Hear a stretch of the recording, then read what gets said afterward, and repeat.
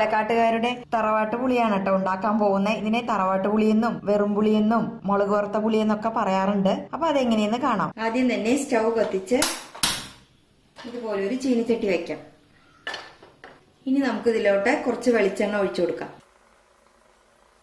ഇപ്പൊ നമ്മുടെ എണ്ണ നന്നായി ചൂടായിരിക്കുകയാണ്. ഇനി ഇതിലോട്ട് 1 ടീസ്പൂൺ കടുക് ഇട്ട് കൊടുക്കാം. ഒപ്പം തന്നെ ഒരു 1/4 ടീസ്പൂൺ ഉലുവ കൂടി ചേർക്കാം. ഇപ്പൊ നമ്മുടെ ഉലുവയും കടുകൊക്കെ പൊട്ടിക്കഴിഞ്ഞു. ഇനി നമുക്ക് ഇതിലോട്ട് 4 വറ്റൽ മുളക് ഇതുപോലെ 2ആയി കട്ട് ചെയ്തത് ഇതിലോട്ട് ഇട്ട് കൊടുക്കാം.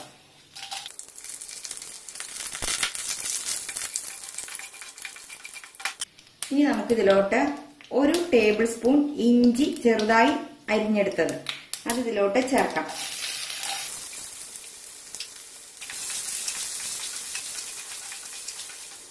ഒപ്പം തന്നെ 1 പച്ചമുളക് ചെറുതായി അരിഞ്ഞത് കൂടി ചേർക്കാം. ഇനി നമുക്ക് ഇതിലോട്ട് ചെറിയ ഉള്ളി ഒരു 10 എണ്ണം ചെറുതായി ഇതുപോലെ അരിഞ്ഞത് വേണം, അതും ചേർക്കാം. ചെറിയ ഉള്ളിയാണ് കേട്ടോ ഈ കറിയുടെ ഒരു പ്രത്യേകത. പിന്നെ നമുക്ക് ഒരു 2 തണ്ട് കറിവേപ്പില കൂടി ചേർക്കാം. ഇനി ഇതെല്ലാം കൂടെ നന്നായിട്ട് വഴറ്റി കൊടുക്കാം. ഇത്രയും വഴന്ന് വന്നാൽ മതി കേട്ടോ നമ്മുടെ ഉള്ളി. ഒത്തിരി അങ്ങോട്ട് ബ്രൗൺ കളർ ആവേണ്ട ആവശ്യമൊന്നുമില്ല. ഇതിപ്പോ പാകമാണ്. ഇനി നമുക്ക് ഇതിലോട്ട് ഒരു 1/4 ടീസ്പൂൺ മഞ്ഞൾപ്പൊടി ചേർക്കാം. മഞ്ഞൾപ്പൊടി ചേർത്തി കഴിഞ്ഞാൽ 2-3 മിനിറ്റ് നമ്മളിതുപോലെ വഴറ്റി കഴിഞ്ഞാൽ ഇതിലോട്ട് ഇനി നമുക്ക് പുളിവെള്ളമാണ് ചേർക്കാനുള്ളത്. ഇതിപ്പോ ഒരു നെല്ലിക്ക വലിപ്പത്തിലുള്ള പുളി ഒരു 3 കപ്പ് വെള്ളത്തിൽ പിഴിഞ്ഞെടുത്തിട്ടുള്ളതാണ്. നല്ല നാടൻ വാളൻ പുളിയാണ് കേട്ടോ ഇതിനെ എടുക്കുന്നത്. അതാണ് ഈ കറിയുടെ ഒരു പ്രത്യേകത. നാടൻ വാളൻ പുളി തന്നെ വേണം. അതുപോലെ നമ്മൾ ചെറിയ ഉള്ളിയാണ് ഈ കറിയിൽ കൂടുതൽ യൂസ് ചെയ്യാറ്. ഇനിയിപ്പോ ചെറിയ ഉള്ളി ഒട്ടും ഇല്ല എന്നുണ്ടെങ്കിൽ നമുക്ക് സവാള എടുക്കാത്രേ ഉള്ളൂ. ഇനി ഇതിലോട്ട് ഒഴിച്ചു കൊടുക്കാം.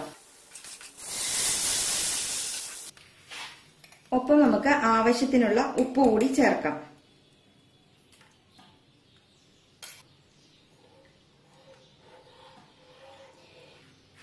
ഇനി നമുക്കിത് അടച്ചു വെച്ചിട്ട് ഒരു 5-8 മിനിറ്റ് തിളപ്പിച്ചെടുക്കാം. ഈ കറി ഉണ്ടല്ലോ എപ്പോഴും തലേ ദിവസം ഉണ്ടാക്കി വെക്കുന്നതാണ് ഏറ്റവും ടേസ്റ്റ് ഉണ്ടാവുക. അപ്പൊ നാളെ കഴിക്കാനുള്ള കറിയാണെങ്കിൽ നമുക്ക് ഇന്ന് വൈകുന്നേരം തന്നെ ഇത് ഉണ്ടാക്കി വെക്കാവുന്നതാണ്. വളരെ എളുപ്പമാണ്.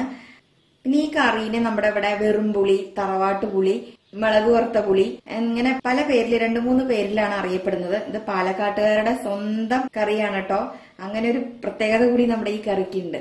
ഇനി നമുക്ക് തുറന്നു നോക്കാം. ഇപ്പൊ ഏകദേശം ഒരു 5-8 മിനിറ്റ് ആയിട്ടുണ്ട്. ഇനി നമ്മളതിൽ എന്താ ചെയ്യാൻ പോണെന്ന് വെച്ചാല് ഒരു നുള്ള് പഞ്ചസാര ചേർക്കാം. അതായത് ഈ എരിവും പുളിയും ഉപ്പും ഒക്കെ ഒന്ന് ബാലൻസ് ചെയ്യാൻ വേണ്ടിയിട്ടാണ് കേട്ടോ. അത് നിർബന്ധമില്ല, ഒരു പിഞ്ചൊക്കെ ഇട്ടാലും മതി. ഇനി നമുക്ക് നന്നായിട്ട് ഇളക്കി കൊടുക്കാം. ഇതൊന്ന് ടേസ്റ്റ് ചെയ്ത് നോക്കട്ടെ ഉപ്പൊക്കെ കറക്റ്റ് ആണോ എന്ന്. എല്ലാം കറക്റ്റ് ആണ്. പഞ്ചസാര ഇടുന്നത് നിർബന്ധമില്ല കേട്ടോ, അത് വേണേൽ ഇട്ടാൽ മതി. ഞാൻ ഈ എരിവും പുളി ഉപ്പൊക്കെ ഒന്ന് ബാലൻസ് ചെയ്യാൻ വേണ്ടി ഇട്ടുന്നേ ഉള്ളൂ. അപ്പൊ ഇനി നമുക്ക് ഗ്യാസ് ഓഫ് ചെയ്ത് ഇതൊരു സെർവിങ് ബൗളിലേക്ക് മാറ്റാം. വളരെ എളുപ്പമായിട്ടുള്ള ഒരു കറിയാണ്. ഇത് എല്ലാവരും ഉണ്ടാക്കി നോക്കണം.